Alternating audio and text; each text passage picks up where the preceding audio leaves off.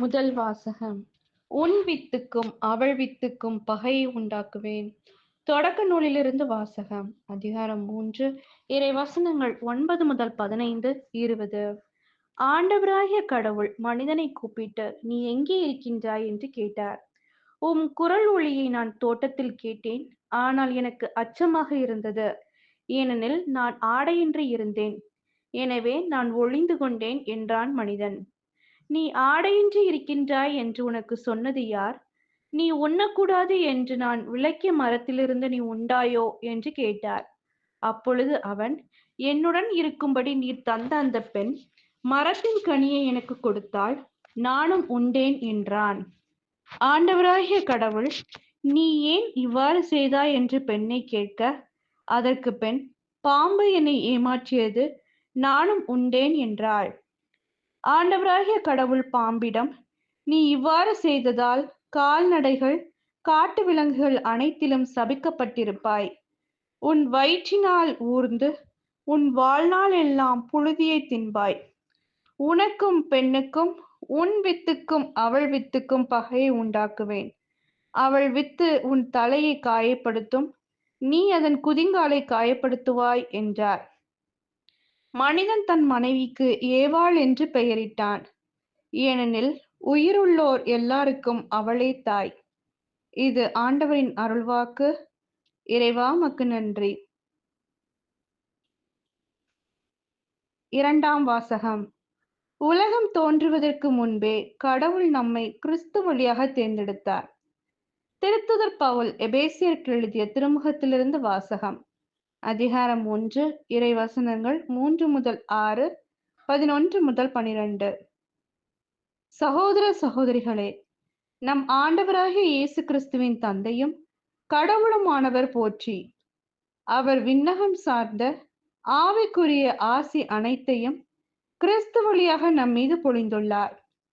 நாம் தூயோராகவும் மாசற்றோராகவும் தம் திருமுன் விளங்கும்படி உலகம் தோன்றுவதற்கு முன்பே கடவுள் நம்மை கிறிஸ்து வழியாக தேர்ந்தெடுத்தார். அவர் நம்மை இயேசு கிறிஸ்துவின் மூலம் தமக்கு சொந்தமான பிள்ளைகளாக்கி கொள்ள அன்பிலால் முன்குறித்து வைத்தார். இதுவே அவரது விருப்பம், இதுவே அவரது திருவுளம். இவ்வாறு தம் அன்பார்ந்த மகன் வழியாக நம் மீது ஒப்புயர்வற்ற அருளை பொழிந்தருளியதால் அவரது புகழை பாடுகிறோம். கடவுள் தமது திருவுளத்தின் திட்டத்தின்படி அனைத்தையும் செயல்படுத்தி வருகிறார். அவரது தீர்மானத்தால் நாம் முன்குறிக்கப்பட்டு கிறிஸ்து வழியாய் அவரது உரிமை பேச்சுக்கு உரியவரானோம். இவ்வாறு கிறிஸ்துவின் மேல் முதலில் நம்பிக்கை வைத்த நாங்கள் கடவுளுடைய மாட்சியை புகழ்ந்து பாட வேண்டுமென அவர் விரும்பினார். இது ஆண்டவரின் அருள்வாக்கு. இறைவா உமக்கு நன்றி. நற்செய்தி வாசகம். இதோ கருவுற்று ஒரு மகனை பெறுவீர். லூக்கா எழுதிய தூய நற்செய்தியிலிருந்து வாசகம். அதிகாரம் 1, இறை வசனங்கள் 26 முதல் 38. 6ஆம் மாதத்தில் கபிரியேல் என்னும் வானதூதரை கடவுள் கலிலேயாவில் உள்ள நாசரேத்து என்னும் ஊரில் இருந்த ஒரு கன்னியிடம் அனுப்பினார். அவர் தாவீது குடும்பத்தினராகிய யோசேப்பு என்னும் பெயருடைய ஒருவருக்கு மன ஒப்பந்தமானவர். அவர் பெயர் மரியா. வானதூதர் மரியாவுக்கு தோன்றி, அருள் மிக பெற்றவரே வாழ்க, ஆண்டவர் உம்மோடு இருக்கிறார் என்றார். இவ்வார்த்தைகளை கேட்டு அவர் கலங்கி, இந்த வாழ்த்து எத்தகையதோ என்று எண்ணிக்கொண்டிருந்தார். வானதூதர் அவரை பார்த்து, மரியா, அஞ்ச வேண்டாம், கடவுளின் அருளை கண்டடைந்துள்ளீர். இதோ கருவுற்று ஒரு மகனை பெறுவீர். அவருக்கு இயேசு என்னும் பெயரிடுவீர். அவர் பெரியவராயிருப்பார். உன்னத கடவுளின் மகன் எனப்படுவார். அவருடைய தந்தை தாவீதின் அரியணையை ஆண்டவராகிய கடவுள் அவருக்கு அளிப்பார். அவர் யாக்கோபின் குடும்பத்தின் மீது என்றென்றும் ஆட்சி செலுத்துவார். அவருடைய ஆட்சிக்கு முடிவே இராது என்றார். அதற்கு மரியா வானதூதரிடம், இது எப்படி நிகழும்? நான் கன்னியாயிற்றே என்றார்.